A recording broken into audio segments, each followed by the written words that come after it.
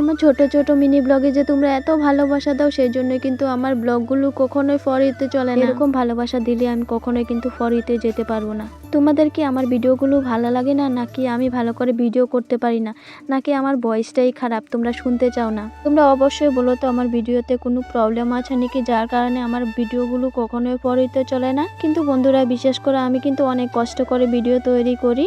একটা ভিডিও করতে অনেকটাই কষ্ট হয়, তারপরে আবার এডিটিং করতেও কষ্ট। এমনি এমনি কিন্তু আর ভিডিওগুলো তৈরি হয়ে যায় না, এটাকে কষ্ট করে বানাতে হয়। তারপরেও দেখা যায় ভিডিওতে কোনো ভিউ আসে না, ভিডিওগুলো ফরিতেও চলে না, অনেকটাই মন খারাপ হয়ে যায় আর শেয়ার করতে ইচ্ছা করে না আমার ব্লগগুলো। জানি না আমার ভিডিওতে কি প্রবলেম আছে, সেই জন্য কিন্তু আমার ভিডিওগুলো কখনোই ফরিতে চলে না। একটু যদি একটা ভিডিও যদি আমার ফরিতে চলতো তবুও কিন্তু আমার মনে অনেকটাই শান্তি লাগতো। দেখা যাচ্ছে কোনো ফরিতে ভিডিও চলছে না, হয়তো আমার হাজারের উপরে আমার কোনো ভিউ আসে না, হয়তো আমার ফোনের ক্যামেরার ভিডিওর কোয়ালিটি অনেকটাই খারাপ, সেই জন্য হয়তো তোমাদের চোখে পড়ে না।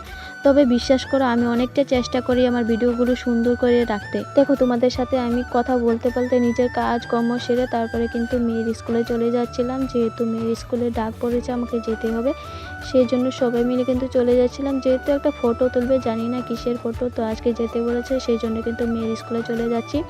গিয়ে দেখছি কিন্তু মেয়ে খেলা করছে, সবাই মিলে এখানে সুন্দর করে খেলা করছে।